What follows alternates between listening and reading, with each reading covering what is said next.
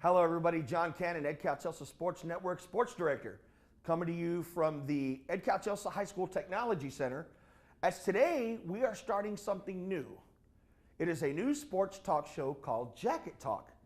Jacket Talk will consist of us sitting down with current athletes of Edcouch-Elsa High School, as well as some of the previous athletes that have gone to school here and have gone on and done things at the collegiate level.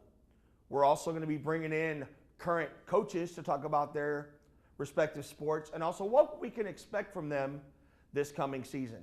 And last but not least, we're going to be bringing in some college recruiters to talk about the process that it takes to get into college, as well as some former professional athletes throughout the Rio Grande Valley to talk about their journey in getting to their sport of choice.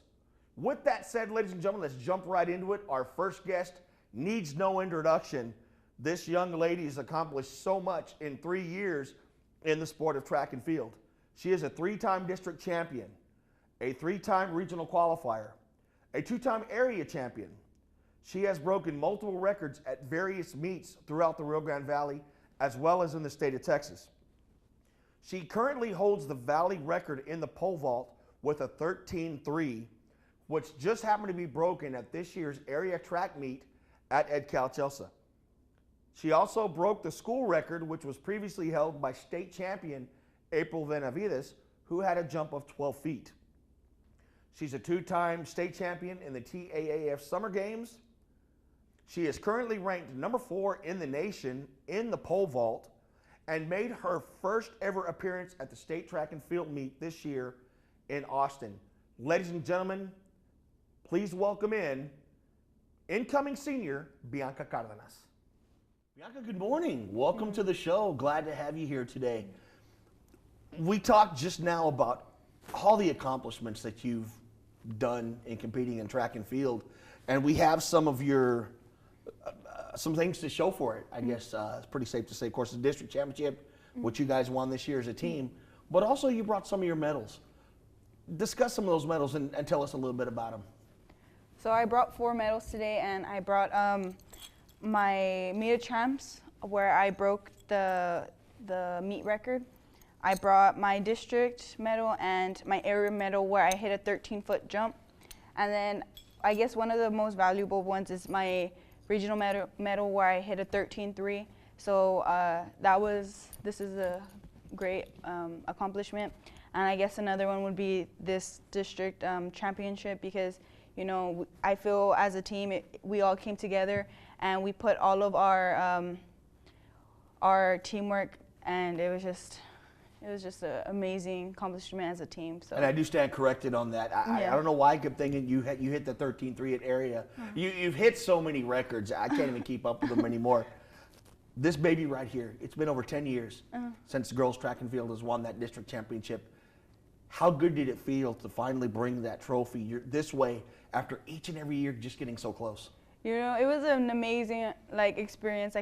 When we realized we won it, we started to cry, because you know we've been pushing for this goal for so long, and you know it was an amazing thing to have at that moment, because there was a lot of seniors that obviously have left, and they were wanting a district championship for a long time. So as a team, it was just so amazing to bring it in, and it was awesome. You know, one reason for this trophy, you were a big part of it. Last year, the stars aligned just perfectly for you. You won so many meets, you broke so many records. You breezed through district, breezed through area, took second at regionals, and you punched your first ever ticket to the state meet. But the state meet was actually a meet that you want to forget. Yeah. You had a no height in that meet. What happened? So right now, I still am trying to understand what I did wrong. The whole time I was very confident, but you know, on my second attempt going in, I didn't have the best plant. So when I messed up on my plant, my second attempt, coming into my third, I lost a lot of, I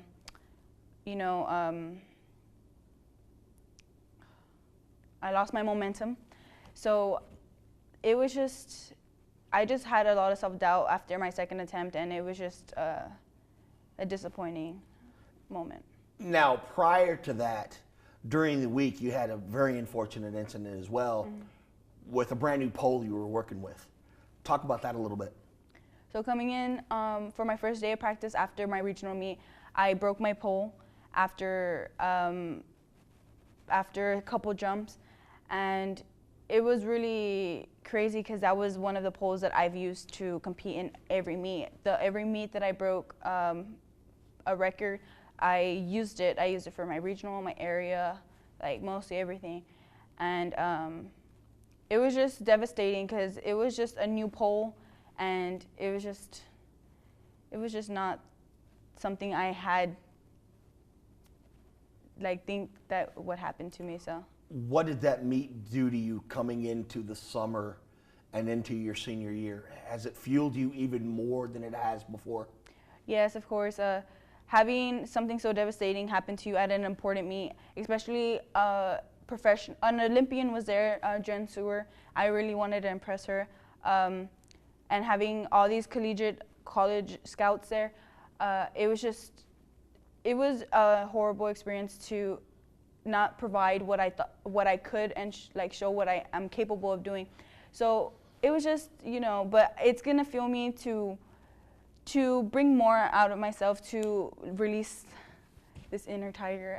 There you go. And so yeah, let's see what I can do. We say inner jacket because inner tigers jacket. are actually your bitter rival if we think about it. Mercedes Oh, Tigers. yeah. Hey, there I didn't you think go. of that, yeah. No. But my inner jacket, of course. Your inner jacket. Yeah. There we go. Hence jacket talk, ladies and gentlemen. Summer is upon us. You're already in summer track, getting prepared for meets that you've been competing in. But right around the corner, you've got a huge one coming up. Speaking of Olympians and collegiate athletes, you're going to be competing against some of the best in pole vault. Talk about that a little bit. So I'm going to be competing in Port Aransas at a beach vault. And pretty much I'm in an open flight, so I'm going to be competing against Olympic pole vaulters, collegiate pole vaulters, and even people that I competed against in state. So that's going to be an amazing experience to show what I'm capable of doing and experiencing something new that I've never experienced before. So I'm going to be seeing a lot of new heights of female jumping 15 feet, 14 feet, which I've never experienced myself. So it's going to be an amazing experience. What is your goal coming into the Port Aransas competition? What's the biggest thing that you want to get out of it? So right now I only have one pole that I have access to that I'm using, and with that I'm just gonna try my best to get at least a good height with it, because it's a smaller pole and it's not as sturdy as I would like it to be. But I'm just there for the experience. Hopefully next year I would be able to go and hopefully be on a better pole to feel comfortable on. But other than that, I'm just going for the experience, showing what I'm capable of doing with just one pole, and yeah. Sticking with summer, we've got the summer games coming up. You're a two-time state champion, looking to possibly, three-peat. But it's a little different this year. In the past 2 seasons, it's been here in McAllen. This year, they've moved it to another city. What city is that going to be at? In College Station, which is, okay. Yeah. Now, I know we talked about before the show, you were undecided if you were going to go or not. What's the reason for that? Or are you leaning more towards going, or you're still not sure? Well, I'm not too sure because my mom is working during that time. So right now, the one person that usually takes me to my camps and stuff like that is my father. And right now we don't have any family that live in College Station, so we would have to look for a hotel. We would have to the entrance, pay for every little thing, and right now we really don't have that. So we're not too sure if we would need to fundraise for that or what we're needing to do. So me and my dad are still talking about it, and we're still debating on if we're gonna go or not. So it's just more of a not certain. Yeah. Well, of course, if there's anything we can do for you, the Edcouch-Elsa family always comes together for their athletes, for all of their students, and for everybody. So please let us know about that if you do a fundraiser or are accepting donations. We definitely want to make sure to get the word out for you and do our part as well, and have the community be able to go up there and say that we have a 3-time state champ, because I know you want it. Yeah. I know you want to win that championship again. I got to say these words, senior year. I know when we talk about it, it's kind of bittersweet because I know you're excited, but also there's a lot of lasts coming up. What are your goals coming into your senior year? So I have multiple goals, but right now I guess the few are, of course, getting my technique down, my getting onto bigger poles, hopefully reaching that national record, which is a 14.3 and a quarter, I believe, and if I can, like, hopefully I bring in that state medal. So that's a huge goal for me. A gold state medal. There we go. Now, being ranked number 4 in the nation is something that you probably have never imagined before. Yeah, no. We talked about also, you always strive to be the best. So with that said, is one of your goals to be number 1 in the nation? Yes, I think being number 1 in the nation comes with advantages. You will be looked at more for colleges. You'll put your name out there, and especially I feel if I put my name out there, it would be truly amazing because I don't have all the, like, I'm not available to a lot of things that most pole vaulters are. I have to use what I have to use here, and I have no really training besides going to little summer camps in the summer. So other than that, like, I feel my training is from the high school coach, and it's just, and my own hard work. So it's good. Coach Ochoa, they call him the guru when it comes to pole vault. What has he meant to you and to all of the success that you've had? Because, of course, April Benavides was here before. She was a state champ. You're kind of lurking in her shadows, possibly looking to pass her up and be the greatest pole vaulter in Edcouch-Elsa history. But how much of a factor has he been in all of what you've accomplished? Well, he's been with me since my 7th grade year. I've spent a lot of time with him. We have our moments where we bump heads because he wants me to be perfect, and at a certain age you're just like, why are you such a perfectionist? And it's just, we just argue about little things, but he understands what it means to me to be the best. So what he does is he pushes me harder, and he gives me what he knows I'm capable of doing. So I feel me and him have a true bond. I feel like if I go off to college, I feel like I will be contacting him here once in a while to check up on him. He's just a great man, and I'm happy that he's my coach. So I've saved the best question for last, and you know what it's going to be. Yeah. College. I know you've got some options out there. You are looking at a couple of different schools. I'm going to ask you 2 questions. Your first question, what are some of the schools that you're looking at? And the second and the most important question, which is your number 1 choice of school that you'd like to go to? I'm looking into mostly Texas schools because I want to stay near my family. So I'm looking into, my top one is UT Austin. My family has always been a UT fan in my dad's side of the family. We've always hooked them and hooked the horns, and a second choice would be Baylor. Another one would be UTSA. Okay.